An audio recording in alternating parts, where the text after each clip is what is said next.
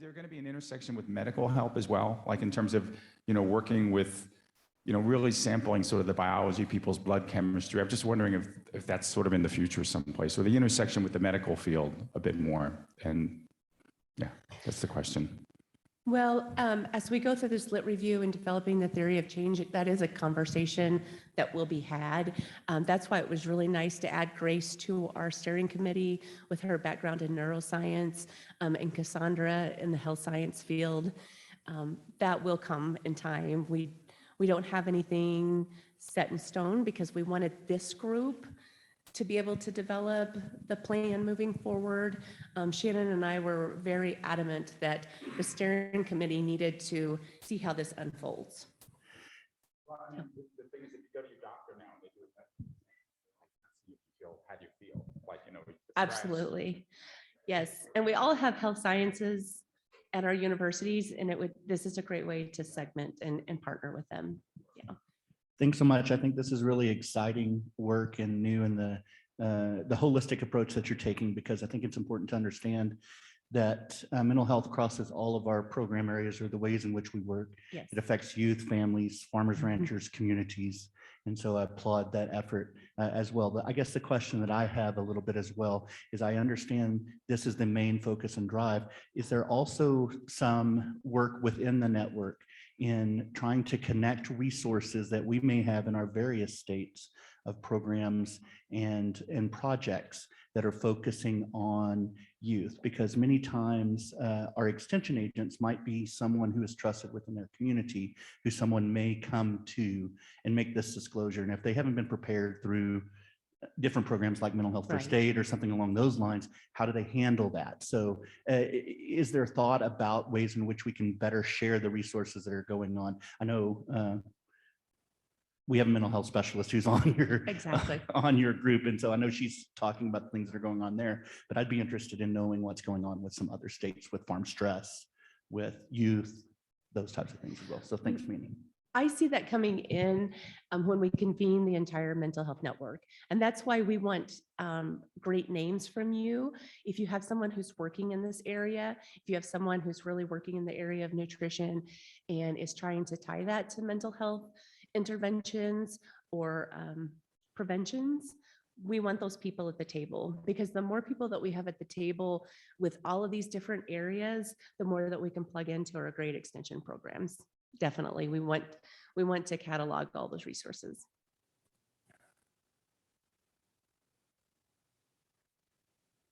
Thank you.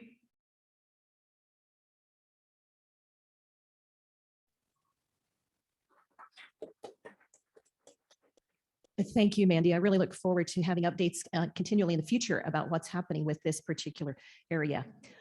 And I'm getting some type of echo from here. I think we're good now. So anyhow, we will be sending our names to you, correct, Mandy? So already start thinking about the names that you would be submitting and get them sent to Mandy. Our next speaker is Brad Gearlock, and he's going to be talking about urban agriculture initiatives. And Brad is the founding director of both WSU Metropolitan Center for Applied Research and Extension and the Western Center for Metropolitan Research and Extension. Brad.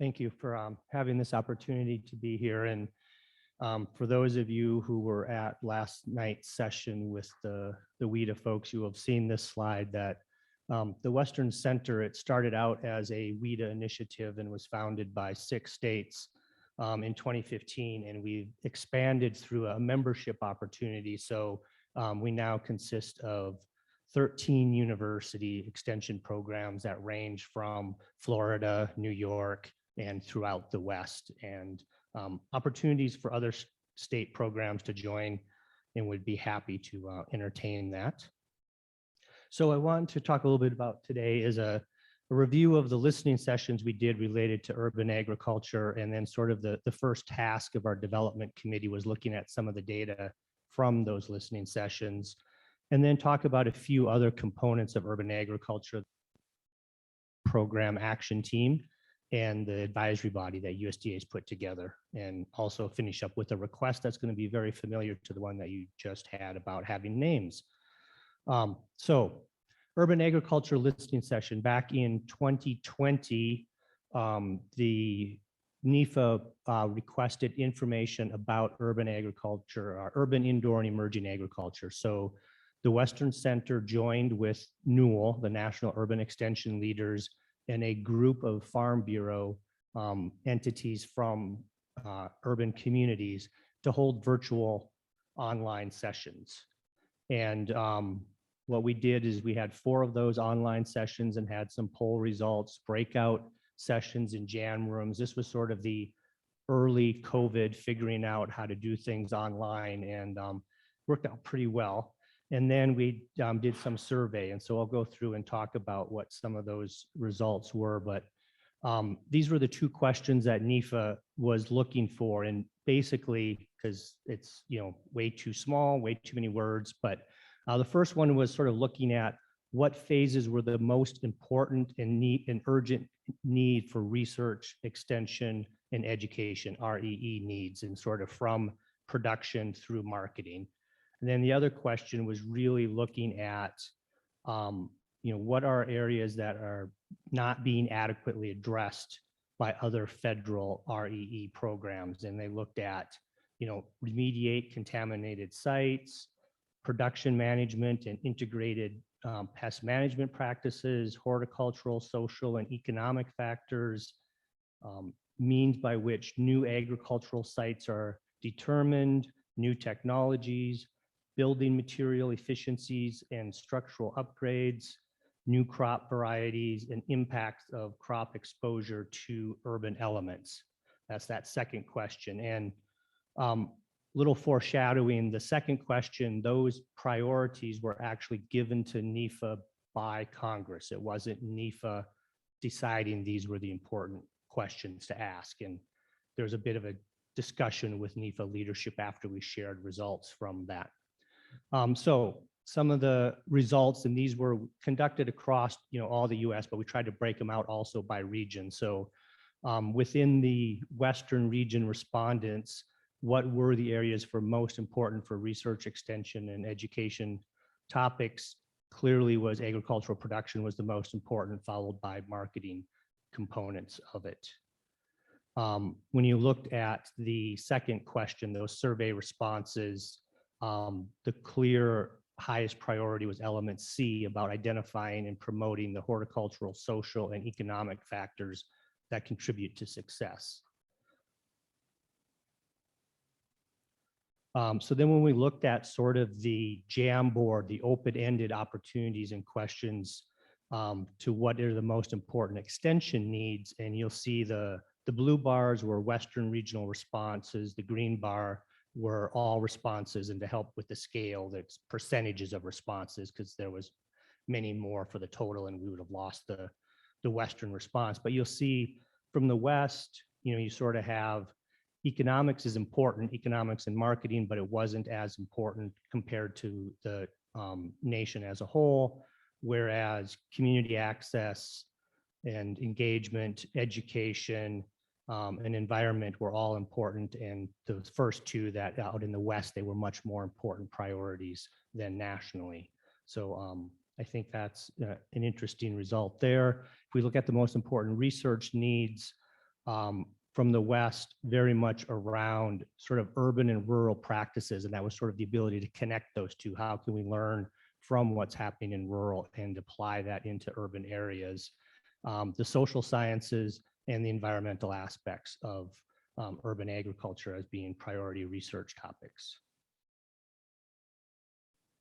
And educational needs, general education around, I think, agriculture and food issues. Interesting producer education, very important nationally, not so much, well, proportionally not so much in the West, but much more proportionate in the West is around youth education. I think looking at the opportunity to connect 4-H and other urban youth to food production opportunities. So then we also sort of asked them, general ways in which participants felt that NEFA could address the needs they identified in sort of the part one of those listening sessions, and really, seeing prioritized funding, prioritize the research and education comments that were made, and really get much more involved in the community and stakeholder engagement in these processes. And that sort of came out of when I sort of said a bit of those. Question number 2, people were not in favor of those questions. They thought those are not the priority issues. Why were you identifying them? And that's when NEFA came back and said, they weren't our issues. But it was valuable to get that information back, that really, the people who participated in these listening sessions were, a lot of those things didn't seem to be priorities to them, and thought that NEFA should have been asking different questions and better engaging the stakeholders. So when we went in to ask, how NEFA should sort of felt NEFA could address the needs that were identified in those listening session, again, a huge, much more looking at kind of the community-based needs of urban agriculture, and the way, looking at the narrative responses is sort of, a lot of the questions NEFA was asking appeared to be much more in production agriculture, and there was a lot of interest in how do you look at more community-based agriculture, which could be the, for us, we call them pea patches, community gardens, things like that, that aren't necessarily, for-profit production agriculture, that are important components of an urban food system. And then getting to that, change their priority structure and truly identify and work into food insecurity questions there. So that's sort of the end of where we were, sort of analyzing some of that narrative. There's a whole lot more of the narrative data in there that when we get into our development committee, we'll look at in more detail. But I wanted to now transition to ECOP has started developing program action teams, and everybody here should know ECOP, what that is. Yes? Okay, yeah. So they've identified several program action teams. One of them is urban agriculture and food systems. And so the Western Center has been asked to sort of be part of the co-leadership on that. And one of the things I did early on was to make sure an invitation to Brett was made to be part of that, so that we can have a connection to WASED with that and extension. The group has met 3 times. They're meeting again on April 15th. They've really been working through the issue needs identification, which will be used to finalize the PITs, which are the program implementation teams. So you'll go from the action, the big picture, to what are those implementation opportunities. And they will be meeting, actually, a smaller subset are going to meet Friday to talk about, do they want to go after an American Rescue Plan funding grant, and what that might look like. So I don't have information about that, and I won't make that meeting, but if there's thoughts on from here about that should be carried to that, I can definitely carry that back to the planning group. Most of the planning is coming out of the non-Western part of the US. So we want to make certain that, we have connections back to the West's priorities in these areas. And it is, they're building this off. I have sort of the big tent is to sort of modeling it after what ECOP has done with their climate initiative and their climate action team, which has been, how do you engage not just extension and research, but also key stakeholders into doing that identification of issues, and then where would be implementation opportunities, but also ensuring it's linked to fundable opportunities. And then the other piece that's coming out and was sort of part of NEFA's listening session, and because NEFA is they've got new money to put out for urban agricultural grants. And they were ready to roll those out, but then got called to task that they really can't put the RFA out until they form an advisory committee. And it's taken them since the Farm Bill passed until now to get the advisory committee established that will allow them to put the RFA out for, I think it's now about $40 million in new money for urban indoor and emerging agriculture. So this is the Federal Advisory Committee that's just been named. And I highlighted in red, Western states, and in green, higher education. So you will see we have a representative from Washington in higher education. The key part there, Sally Brown, she's with the University of Washington, does a lot of work in soil contaminated issues and soil remediation. And then we have an individual from University of Maryland, so that would be our land grant connection. And then we have a person from California, and I haven't had a chance to look at that person. I don't know if anybody from California can recognize who that is, but in the financing role. But I think what you see there is a very non-West weighted advisory body and a very non-land grant university weighted body. And so I think it's important for us to figure out how to connect to them. I can say that WSU, in part of our research connections, have a very close working relationship with Sally Brown. So I think we'll have an opportunity to build connections through her to the Federal Advisory Committee. So with that, I'll get to my acts of you. So in terms of the Development Committee, the Western Development Committee number 53 around urban ag, I've gotten quite a few connections to extension folks because I'm an extension person and know some of those, but I've been struggling to find connections to our research faculty. And I really like the timeline and process that Mindy laid out. So I think I might see if I can, R&D that, rip off and duplicate, and move through with, if I could get some good names for the various folks who could make up a steering committee to identify what are some of the major areas, because we're sort of, my goal with the development committee is to make it very broad tent. What are the big issues that go from, food insecurity, working with veterans or homeless individuals, all the way up to climate controlled agriculture, and how can we think about, possibilities of climate controlled ag on top of casinos to bring fresh, fruits and fresh vegetables into the meals that we're eating here. And so that's what I could see as the opportunity of moving forward with the development committee into a WIRA, but really need much more connections to the research side and definitely the production side. That's not areas where I have expertise.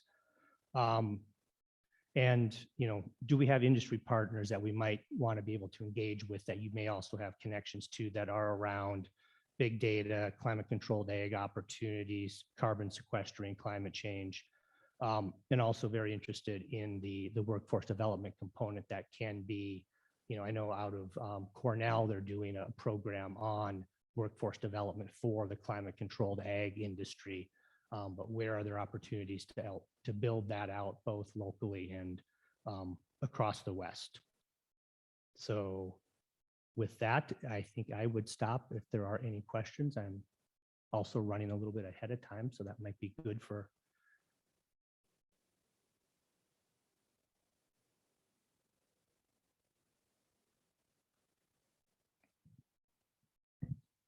Thank you. Hi, I'm from Arizona, and it's a question and also kind of an area, are we going there? When you talk about rooftop gardens, I talk about the heat island effect. And are you going to be doing any research that talks about joules of energy pulled out of system? Because I think of our metropolitan areas in like Nevada, Phoenix, Arizona, and that's a selling point. That and really addressing the zoning codes, I think could get our municipal governance behind it. That is a wonderful opportunity. I'm really glad to hear you volunteer to help come bring that into the development committee. Yes. Yeah, that. I am not a agricultural production person at all, so those are I'm sort of just trying to be the big tent, get the right people into the tent. So that seems an amazing opportunity that I had not thought about. So yes, I would love to make sure we get that connection brought in.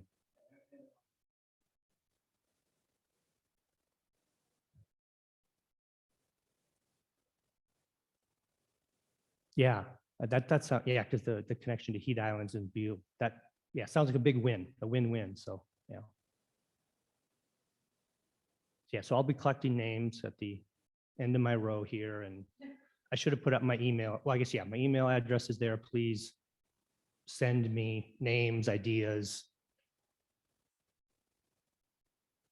And Brad, I made this offer to Mandy, and I'll make it to you as well. If you'll send me an email, a follow-up request, I'll distribute it to the experiment station directors. And I would imagine that Doreen would do the same for the extension directors. Great, thank you.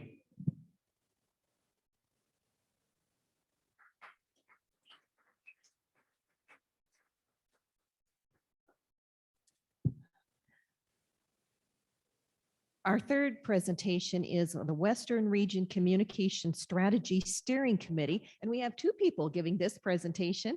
Leslie Edgar is the Associate Dean and Director of the New Mexico Agricultural Experiment Station at the New Mexico State University, and Pete Piney is the Acting Associate Director of the Institute of Agriculture, Natural Resources, and Extension at the University of Alaska Fairbanks.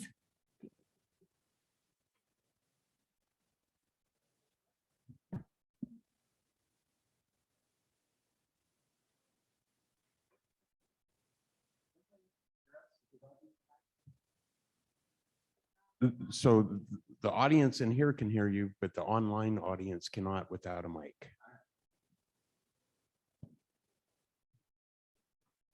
I'm so loud though, are you sure? Quite confident they can hear me. For sure, the next show. I think as long as you guys are generous.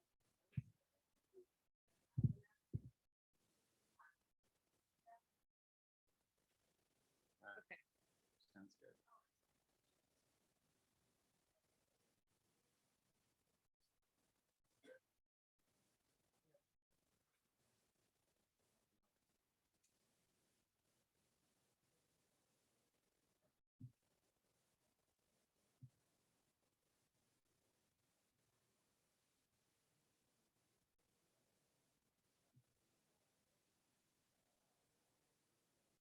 Okay, well, welcome. I'd like to introduce myself as one of my personal driving needs is to connect people to resources.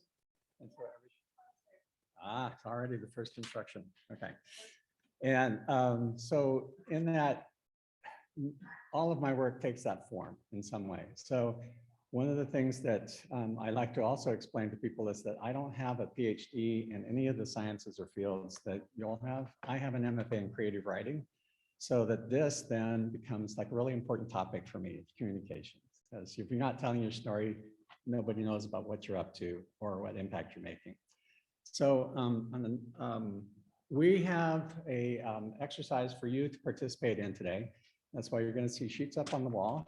And we'll have markers here to, if at the end, during or at the end of the presentation, if you want to put up ideas, please do that. Or we have an alternative method of. If you're nervous and afraid to write in public, which was some of us are, these are for your convenience. Stationed at your seat is a sticky note where you can add your ideas. And then at break or whenever, you can come put them on the big sticky notes. I'll be watching. I want an idea.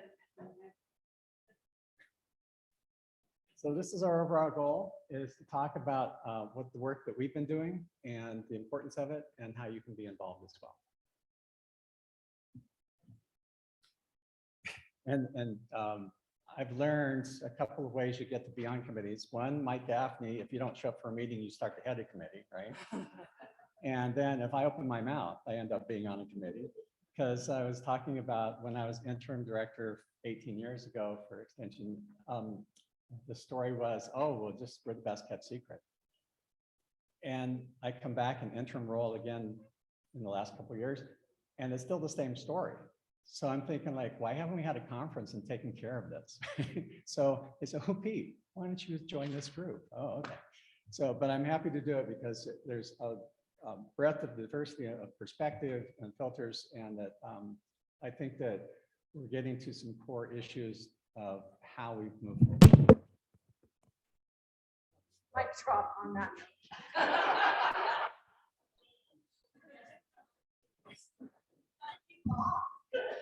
Are there any questions? Or I honestly have no idea how that happened, but just to make sure that we're all on the same playing field. So this is a collective group that's comprised of both extension folks and researchers.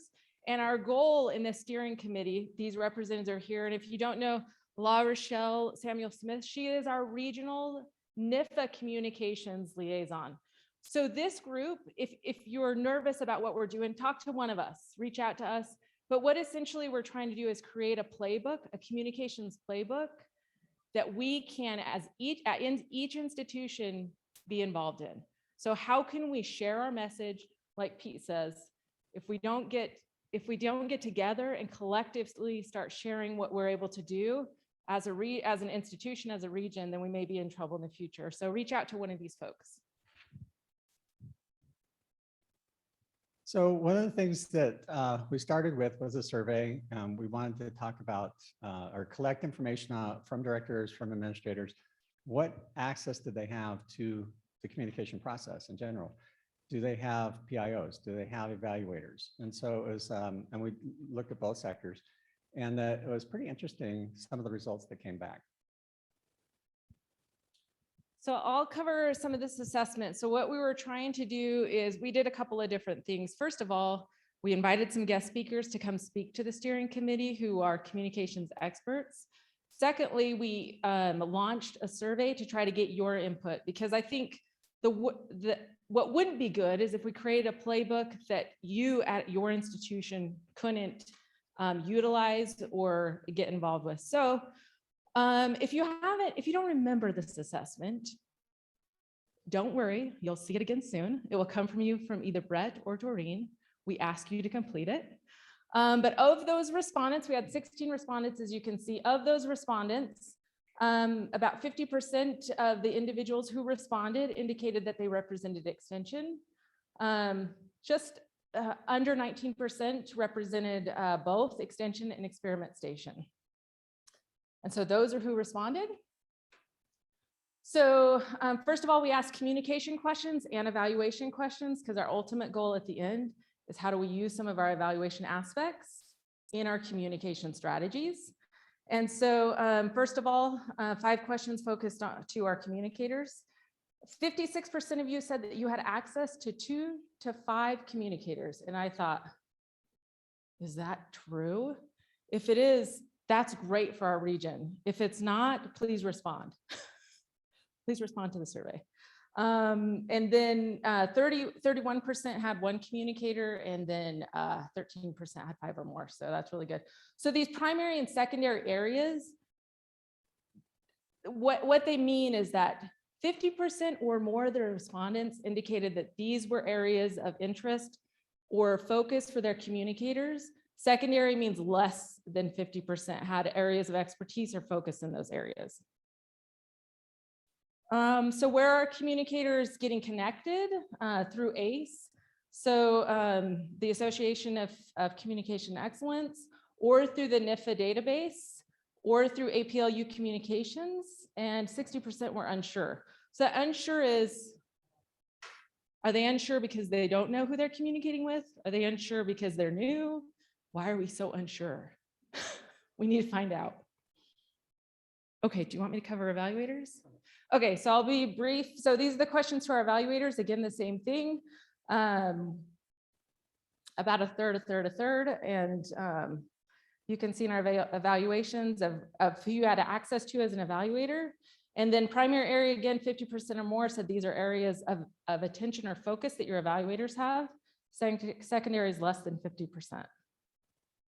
So again, 58% are unsure where our evaluators are getting connected or how they're connecting. not just with individuals within their region, but beyond. So who are they connecting with to be able to get support as an evaluator? But again, we see the National Impact Database showing up. Also RIN, so that's nice. 50% of our evaluators are getting connected with the evaluators that are here. And so, and meeting. Okay, so then we move on to interviews. You want me to keep going? You got it, okay. A couple things. But of the responses that were received, that's just about half of the people we asked. So it's half have access to certain things, right? So that makes me nervous because if you're new like myself and don't know the entire alphabet soup, or you don't know who to talk to or connect with, or how you're supposed to get your information to other places, this becomes a critical point of an obstacle point for being successful in telling our stories. So great point. And so I mentioned we invited some experts to come in and have a conversation with us. So this steering committee is meeting weekly. It's okay to be jealous. I know. Okay. Anyway, so these are the highlights. So NIFA's communication director, Faith Peppers, we brought her in to have a conversation with us. La Rochelle had a conversation with us, and then as well as Lori.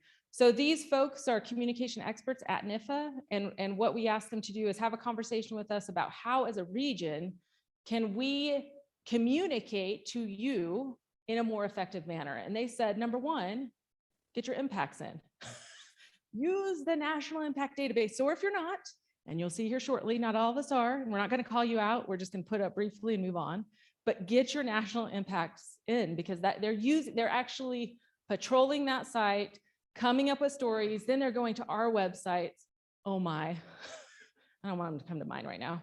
Anyways, but that's what they're doing. And that's how they're coming up with these stories to highlight our region. And so they also said to make sure that that our messages are, that we're able to amplify our message. So how collectively can we focus on getting our message out as a region? Okay, and then so here's how we're doing as a region. In 2019, just kidding. These are our impacts. So this is our focus areas on our national impact. So you can see we're, as a region, we're doing really good in agricultural systems, nutrition and health, youth and families and communities, and maybe we need a, yeah. Go ahead. And so I didn't know how important this database was, and that I didn't know. Faith did a presentation of talking about when Secretary Vilsack goes someplace, this is the first place she goes to. And then she starts scanning all the other places. And that because I'm not paying attention, you'll see numbers going up and down here. Is like there's some years I have nothing in there. And that on the next slide, you'll see the participation level. Again, if we're not telling the story, nobody sees it. And that they're looking for ways to promote us on the Hill and saying, look what you've done with your investment, public dollar investment. And that there's the Council on State Governments, Jackie, I don't know, she's not here this morning. She was telling me, I want to know more about extension. I want to know how to get to that story. So we need to make that job easier for everybody who is concerned about us and needs that information.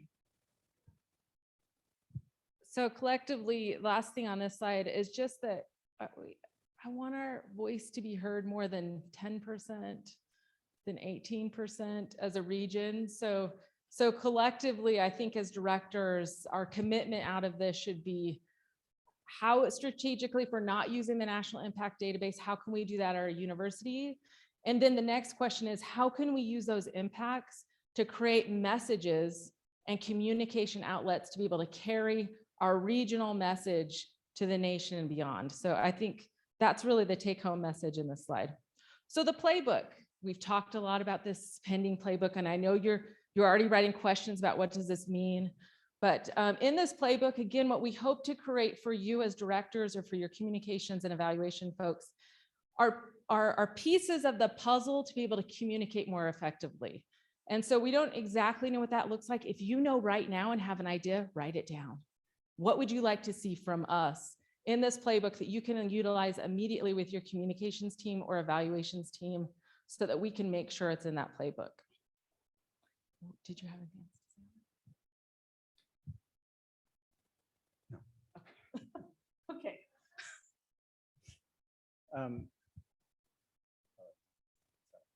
Be right back. It'll be back. We're going to let Pete have time to think, and I'm just going to keep going. So what are our tactical recommendations? So our recommendations to you as directors is to make sure that you guide us, because we're just your voice. We're just your voice in making sure, as a steering committee, we're trying to listen to what NIFA's needs are, APLU is telling us. You're telling us to make sure we develop this communication playbook in a way that will work for you. So, and then what we hope to do is, as a region, collectively, we have a stronger voice, and we're going to be able to leverage our region a little higher and impact the nation as well. So we have 3 specific areas. Oh, and I will say that it's not a document like strategic planning where sometimes we'll do that and put it up on the shelf and forget about it. But it's a living document that changes with your recommendations, and that what works for you at a local level, at a regional level, and the national level, I think is important. We're trying to systemize it, much like the workforce development PAT is trying to do with workforce development efforts in extension, or the communications committee, the APLU org chart that's going to be voted on here. I think all of these arrows are aligning in this particular topic. So we know it's important. So those 3 areas that we're going to cover are connect, coordinate, and communicate as a part of our playbook. So this is what you can do to help us with connection. Okay. It's a tough crowd today, Pete. So you can help, number 1, help your communicators and evaluators get engaged, collectively work together. So I don't know if you're doing that at your institution, but we should. Also, our collective groups are supporting a breakout session at ACE, so the Association of Communication Excellence. It's going to be in Kansas City this year, June 12th through the 14th. If you've not sent your communicators there in the past, do it this year. Commit to support at least one of your communicators at your university to attend this meeting. And if possible, send your evaluator as well, at least one evaluator to have this to connect here at ACE. And so we're co-hosting a session where we can actually work as a region, think as a region, hopefully roll out this playbook. I see Brett nodding his head. That's our goal, is to be able to get them to respond to whatever playbook and let our communication experts guide us on whether or not they can make that work at the institution or not. And so please support your folks to go there. If they're not able to attend in person, I believe there'll be a link and they can join remotely. And so please, as directors, support your folks to get to ACE this year. The second thing you can do is encourage your evaluators and communicators, if they're not currently attending NIFA's monthly communication town hall meetings, do. So they're highlighting many important things at these town hall meetings. So encourage your communications folks and evaluators to attend. And then also the last part is, they'll need money. So, and then collectively as a region, how do we keep them connected and the conversation going on? I think it's great that RIN has a group. I was reminiscing the other day, maybe communicators, the Western region communicators need a group, but WACOM doesn't sound that great to me. So anyways, we're going to keep working on that. RIN's good. You guys did good. So, okay. The next thing, what can you do to help us with coordination? So if you have ideas, please get up, put your sticky notes on. I won't call you out too much. So this is how you can help us with coordination. First of all, help us create a resource library for you that's ready to use. And so how can we, if you have ideas on products we can develop that you could take and personally customize for your university, then help us think of what those ideas are. Help us articulate best practices. So if you already have some, please share those with us. Develop an audience map, which I think is really important because we like to send our messages to everyone, right? And we don't actually have them identified of who the stakeholder is. So we're going to work on that. And then we're going to form working groups to implement various components of our playbooks, because Our communication experts are great, but they may not be able to do every single thing. And so we're going to group our specialists in areas to help us with that playbook. We need a drink. Okay, good. Okay. Over the last one. And all sorts of ways of, we've learned that now we've gone online and do Zoom meetings and we have increased participation versus just the face-to-face element. Find those creative ways of involving people and bringing them to the table to have that conversation. Something I learned from my own advisory group is that I told them about this problem we had, and they gave me all kinds of great ideas about how to go to local organizations and doing presentations. They said, we may not be interested in our group, but they have family members who might be. So they can network their networks. And so if you think about it that way, you can extend the reach just with a simple presentation. I went to Rotary Club 3 days ago, and I have a whole bunch of people now interested in coming to the website and trying to figure out what we're up to, right? So those kinds of things I think are easy to do on the local level, but then how do you then encourage, elevate the folks who are doing the communications, the PIOs, the evaluators. For Alda in my shop, I'm trying to get her involved with the grant planning process so that they have an understanding of the evaluation plan that's going to come up. Because guess what? They all have to go to the NRS and we talk about their impacts and directly connect to the critical issues they're working on. So that lends itself to systemizing our approach and how we can use it to leverage support from places we may not even understand.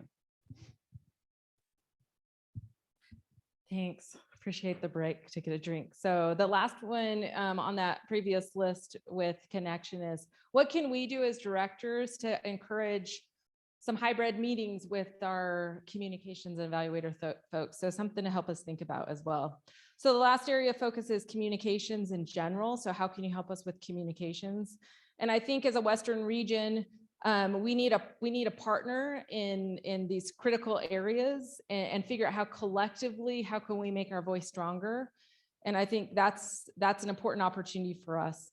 We're thinking about creating modules to create awareness between WASED and WIDA for each of our affiliate institutions, and then increasing communication impacts for multi-purpose success stories. So how do we combine all of our success stories on climate change so that they can see what the West is doing collectively to help some of these bigger agenda items?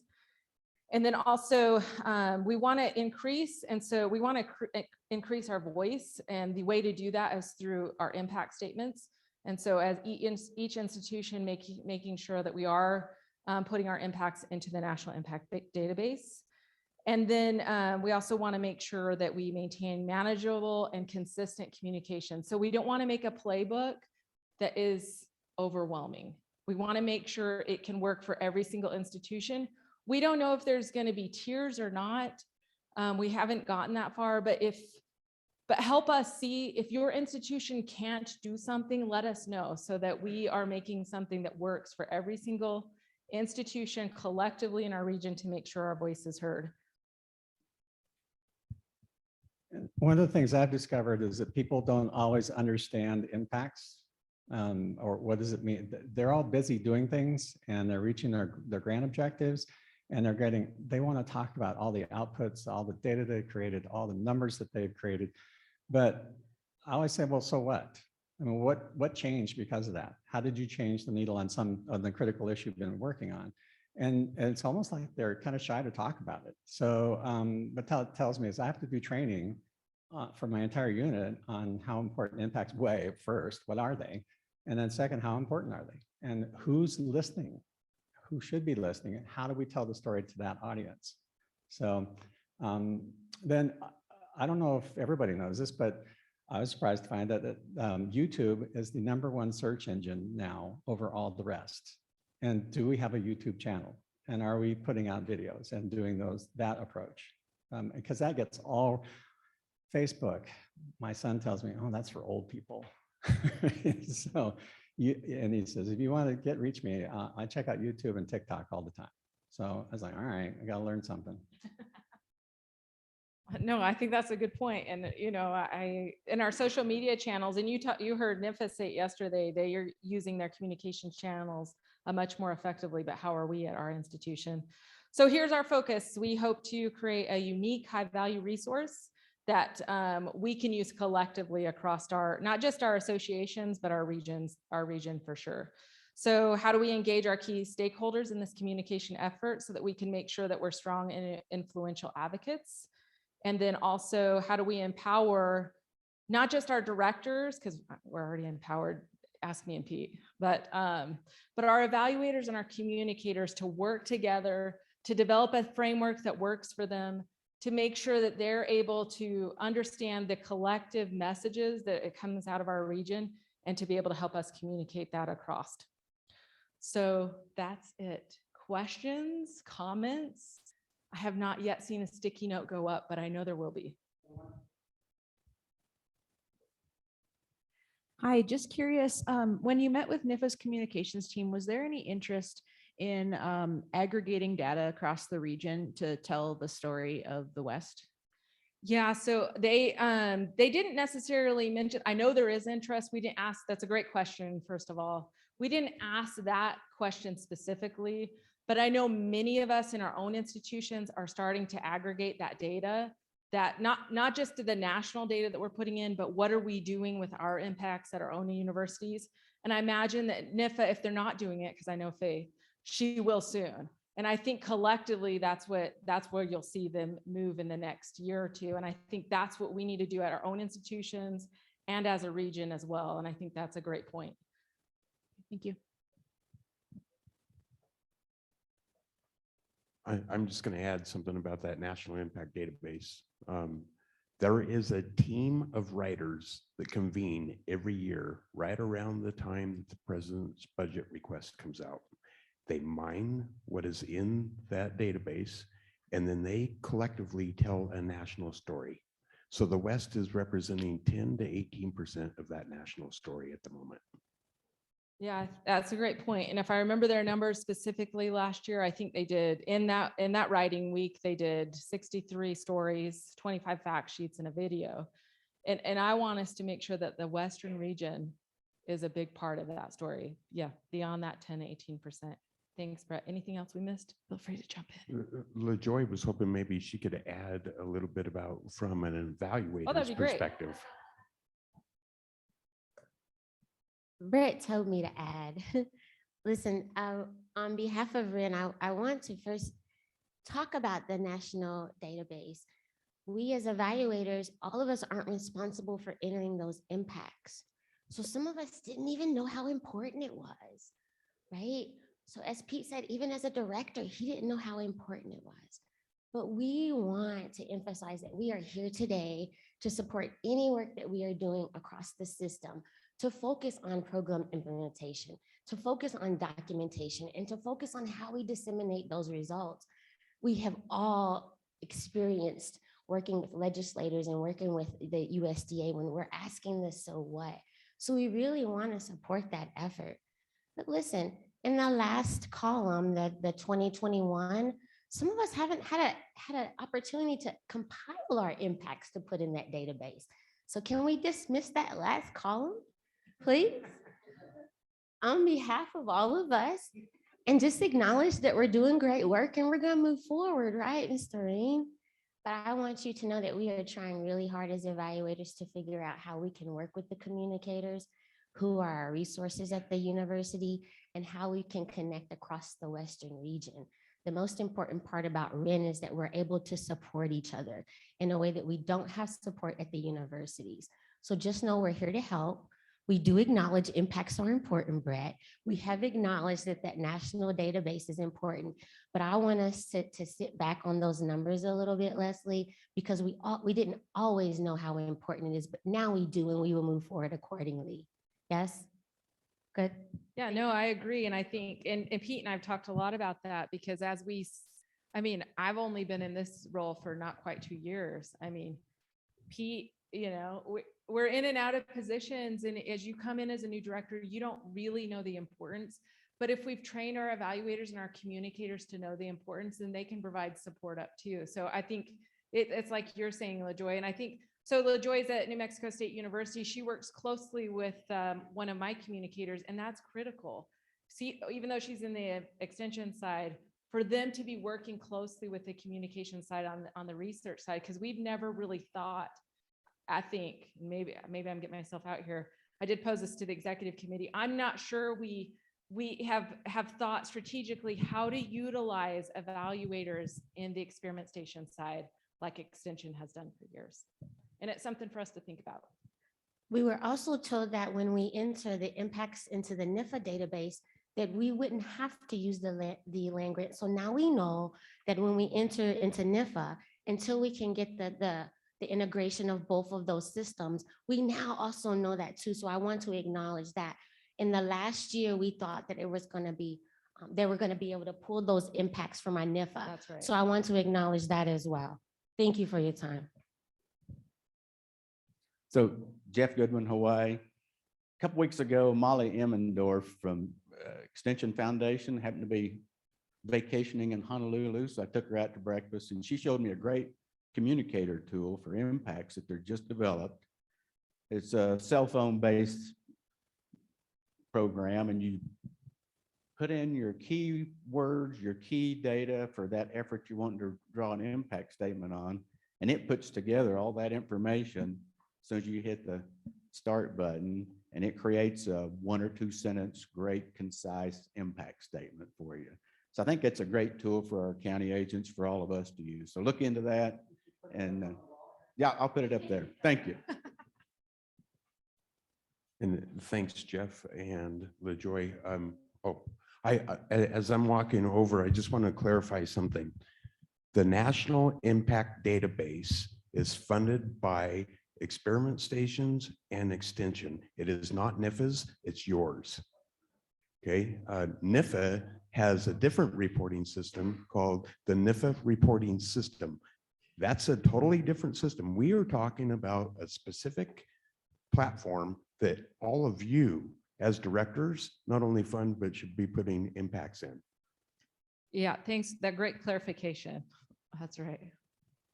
So my question would be is if NIFA is mining that impact database to tell a national story, are they also helping create regional stories that could be then shared with Western Governors Association or whatever, so that we're able to get their support, or do we have to do it ourselves, but use that database to tell the regional story and have help moving that forward with appropriate legislators and other stakeholders? We're going to phone a friend and have Brett answer that. I mean, that's a really good question, and it relates to what was asked before. If we don't do it, nobody else will. NIFA does not have the time to worry about what is happening on a regional basis. So that was part of the objective, was let's figure out how we can communicate with common interests, other groups and organizations that are important to the West, such as Western Governors, Council of State Governments West, NACO WIR, and then collate that not only for those groups, but then feed it up into the national system, so that when NIFA is telling the story that might affect more than one state, they have that information. They can say, look at what the West is doing, and here's the connections in this area that you need to be aware of. Good morning. I just wanted to share a little bit of some of the activity going on at ECOP, because I think it fits along really well with this conversation.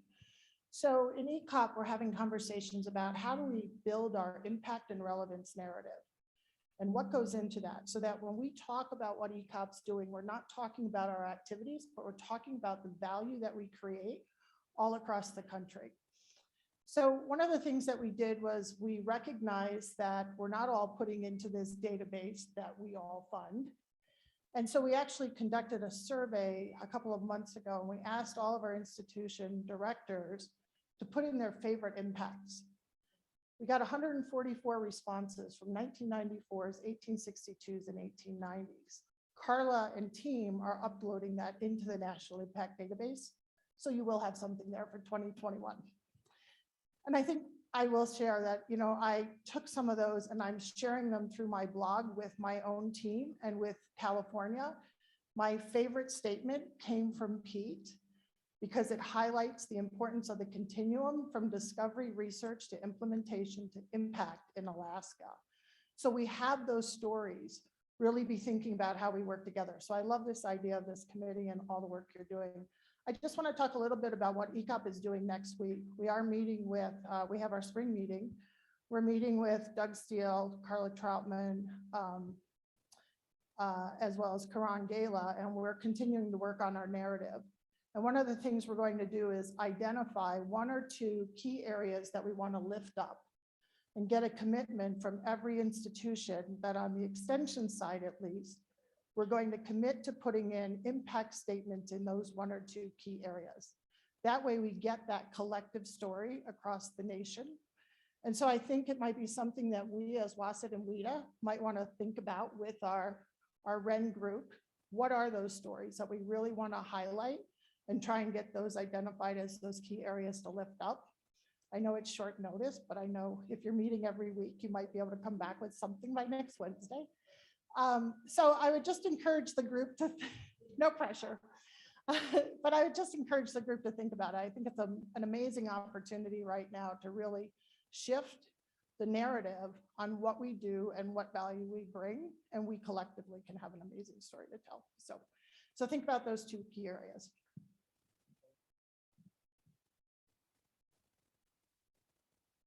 One more thing about the National Impact Database, and I'll come to you next, Blake, and that is, it is a peer-reviewed database. The impacts that are submitted to that will eventually go to an editorial board. They've ran into a little bit of challenge with getting reviews and responses to the reviews back. So they're going to shift and have an editorial board that is going to have certain degrees of freedom to just finalize impacts to get them in, so that when you submit them, it doesn't take longer than it should to get those in the system. But I think the critical piece to that is they are subject to peer review, and NIFA was very appreciative of the fact that they could say these have undergone some, at least analysis by experts in the field. And so we have more comfort in using these stories and amplifying those messages. So I struggle with the conversation about new innovative approaches to tell our story that is centered on a database. And to hear Pete mention that YouTube is the #1 search engine or something like that, like I feel like our whole paradigm toward this is just sort of backward, because I feel like we aren't thinking about the actual work routine of our agents and scientists who are creating these impacts. And we aren't thinking about the actual way that learners, stakeholders, and elected officials, the audiences, might encounter this information. And mining a database for the president's budget report and some fact sheets out of the NIFA office, I don't think is hitting any of our audiences effectively. It might be occasionally hitting elected officials, but someone that used to work at the Congressional Research Service, I promise you those staffers are not reading the president's budget, nor are they reading those fact sheets. There's a different way to get the messaging. So let me give you an example from my old state in Missouri of what we did, because we weren't getting any of these impact statements from anybody, nor what we got didn't go anywhere. It was in a database, not just the land grant impacts database, but our own. So we said, we piloted it first with ag, but we took our regional specialists and campus specialists and said, you need to put on social media a story a month with at least a picture or a video. And the hero of that story needed to be your learner. And so this isn't about you and you got a grant. This is what's out there for whoever was possibly impacted from that. And all sorts of things trickled in. What was amazing, and if some of you yourselves were former ag agents or specialists, we had like 95% take-up rate on this, that they were all doing this and giving us. And then what that led to was we had this treasure trove of stories. Some were just good anecdotes for this or that. Some were a nice picture for this or that. Some turned into something that we really went deep into, that then was a university-wide story, that it gave our communicators something that attached to the actual work routine of our agents and specialists that actually surfaced what they cared about because it showed their community connection. It showed the people that mattered to them, that the university thought that they mattered. And so it just blew up into this way of actually populating these things and at the same time hitting those other audience message channel sort of things of getting marketing of our programs and actually getting word out to our local learners of what we were doing and all that sort of thing. So then we expanded it, and the ag people loved Facebook, business and community people wanted LinkedIn, youth and family people wanted Instagram, fine, whatever it was. But it was like sort of acknowledging communication works differently now. These stories need to get out there differently now. And yeah, eventually that gave me what I needed to have our evaluator person get the stuff that we put in the federal report and land grant impacts. But more importantly, it actually got the word out in our community. I don't know if that's rolling up to the North Central region and they're telling a regional story or all that sort of thing, but it certainly changed our local narrative in the state. So I'm not saying copy paste that, but I'm saying that to have this, I love your framework, but this coordination and ideas around that's centered on a database, I think we're not thinking around corners. We're not thinking about the way communication actually happens today. And I think that we ought to think about the way our people actually work, the way people actually receive communication, and disrupt the way we're moving forward on it. And that's the audio note that would go up on the wall, that whole thing, because I totally 100% agree with you. The database is our NEFA audience. Two things as an English instructor, always keep your camera focused externally, not internally, because that's what people want to hear about. And think of your audience and think of your purpose. So you have all those audiences and you reach them in different ways. So absolutely 100% correct.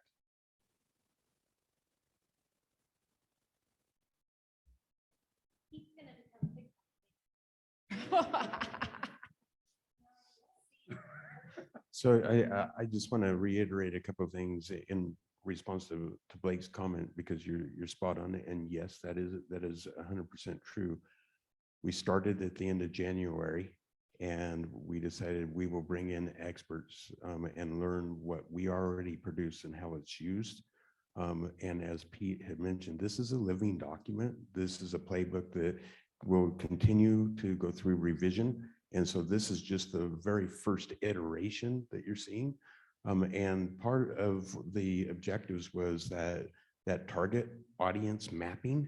And I think as that evolves, and then the other thing is, this is the strategic communications steering committee. And there were objectives that indicated we will form working groups to help implement various parts of that. And so I think the ideas that come out of this would be included under those tactical recommendations, and then we would begin to form those working groups that can work on behalf of, okay, a lot of what we're talking about here are the regional stories. And now the next thing is, how do we engage our communicators or evaluators to amplify those stories? And social media techniques, the app that Jeff shared is a great idea as a start. And so you're right, it isn't just a single audience, it was just our launching point, because we knew how important the information that was put into there is, because it's used, and it's used very often. Yeah, I think that was a great point, Brett. And that's what we heard from Faith, is she's going to that database. That's her first stop. Right or wrong, that's what NIFA is doing. And I think, I mean, I love some of the points that you brought up. I also want to make sure as we work on this playbook, though, that we have the expertise at each institution to carry that out. And I know I don't have a resident TikTok expert, but maybe that's something we can focus on in the future for sure. So yeah, good points. One other thing I just want to mention, because it occurred to me on that empowering slide, empower communicators. The experiment stations fund an impact statement writer. And that person takes information from the multi-state portfolio across the nation and then develops an impact statement at the conclusion of that project's 5-year term. Then what the reason I'm bringing this up is, she sends then to my office all of the contributing states.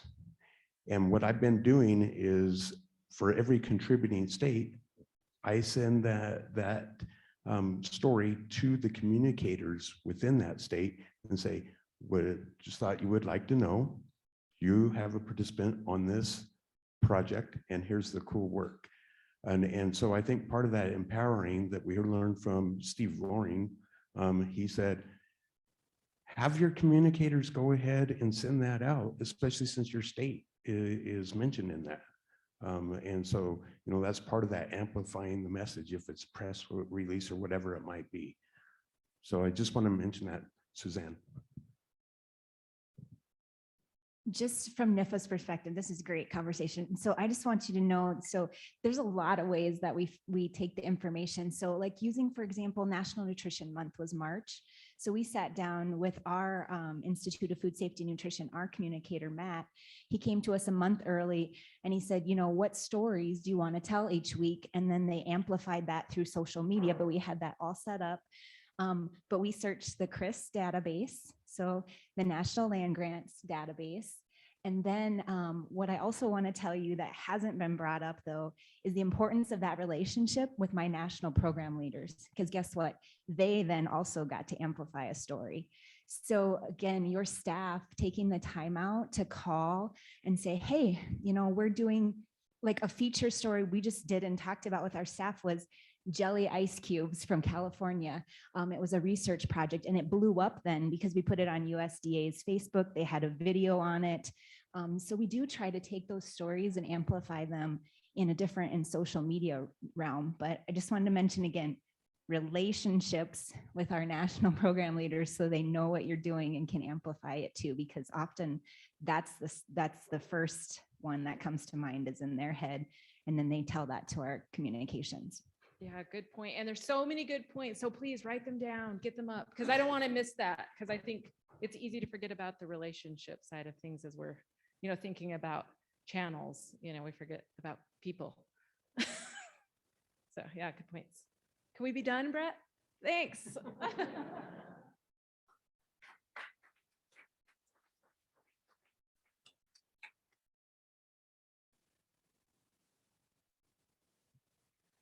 That was a wonderful discussion. So many good points.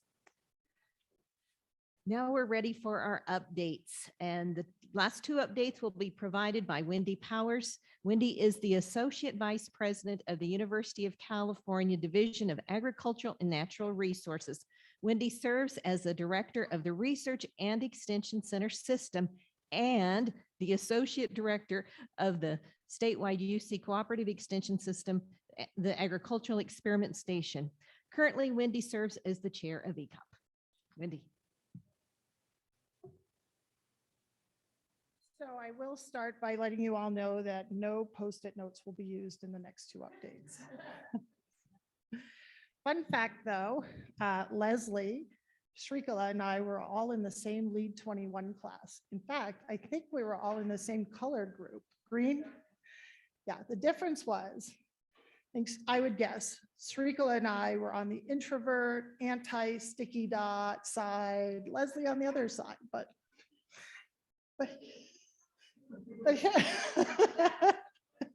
yeah, my first interaction with Leslie was trying to build a better mousetrap. That didn't go so well. And as an engineer, that's really embarrassing. But so anyway, so what I'm going to talk about today are two updates. The first is a National Academy Science and Engineering and Math Committee that was convened last fall. The committee is chaired by Catherine Boer from Cornell University and Robin Schoen, who is our lead for the National Academies. And so the committee was brought together to look at how we enhance collaboration within the land-grant universities and colleges. The committee has been working since November, and it's anticipated that next week, a week from tomorrow, a draft report will be out. That's the target date. Representation on the committee is, I think the West is very well represented. I sit on it representing ECOP. Jan Leach from Colorado State is on the committee. Dina, our carrot rep from New Mexico, is on the committee. Harold Schmitz, who is a faculty member at UC Davis, and also he has a part-time appointment with Mars Corporation, is on the committee. but also SCOP. Karen Plout is on the committee, Ronnie Green from Nebraska. Moses Cairo is sitting on the committee. And then Olga Bolden Tiller from the representing the 1862s, Steve Yanni representing the 1994s, and Ryan Quarles from University of Kentucky. I'm sorry, from Kentucky, Secretary of Agriculture in Kentucky.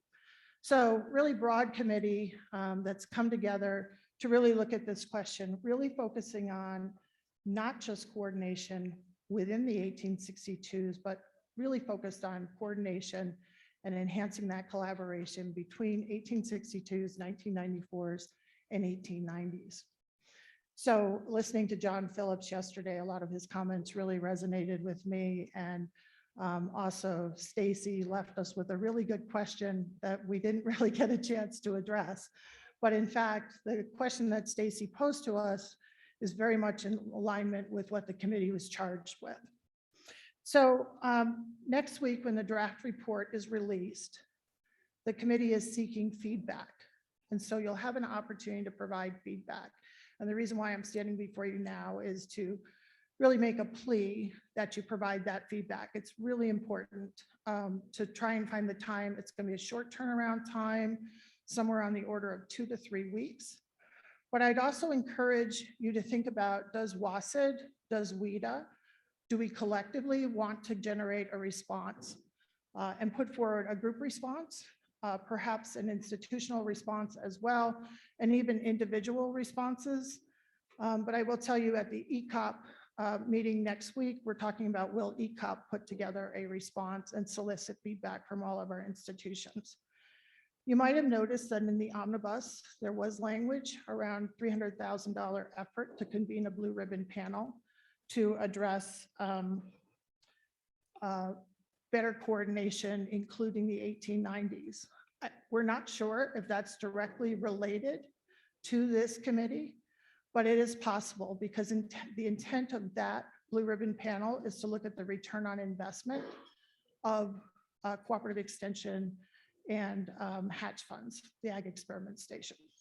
So I think there's a real need to find the time and space to have those conversations and really think about deliberate action on how we can do more collaboration across those different entities to really address NIFA priorities. And this committee is sponsored by NIFA specifically to address the challenges put forth in competitiveness, in ecological sustainability, and in meeting consumer demands. So if we look at the broad NIFA priorities, I think it fits nicely with that.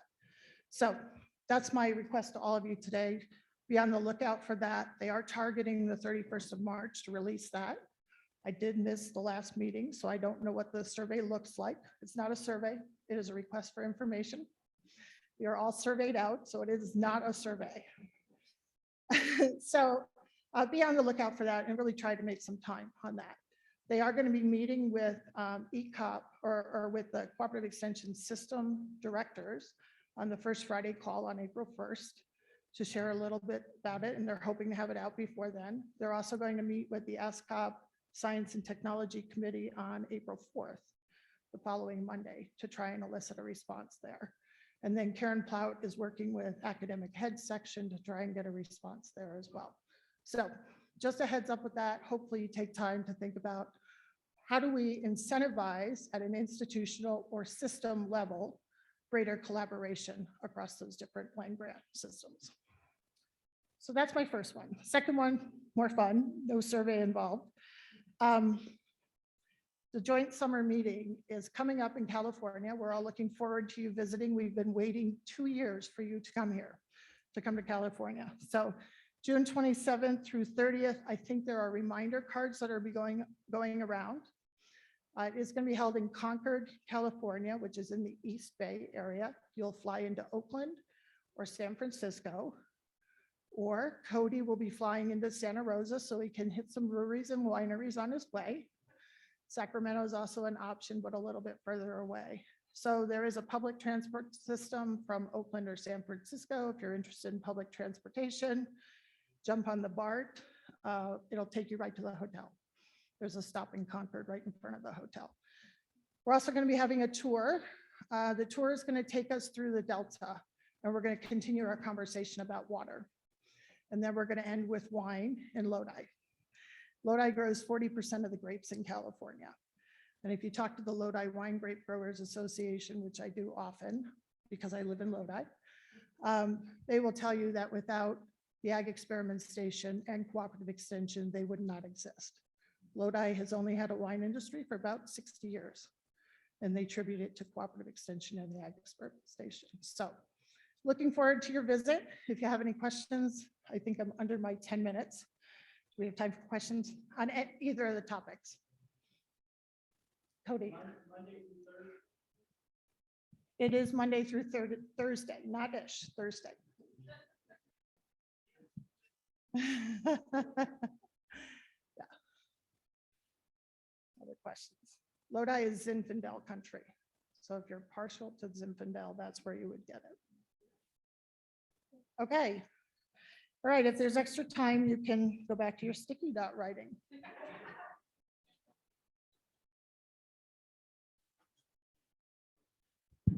Hold on, don't, if you can stay around, we're gonna do group photos. So we have a group photo for everybody that's in this room.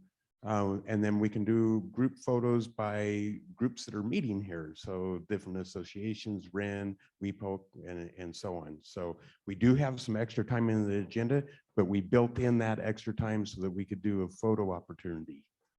And where are we supposed to meet for this group photo? Oh, right outside and around the corner. So before you get to Bistro Napa, I'll go stand out there and I'll wave you all down and then I'll call you out if you try to skip out on our group photo. So we're going to make it quick and painless, please and thank you. All right, thank you. Well, this concludes our joint sessions together. And so our instructions now are to put your sticky notes up here and go for the group photo, and then we'll go to break and have our meetings. Thank you all.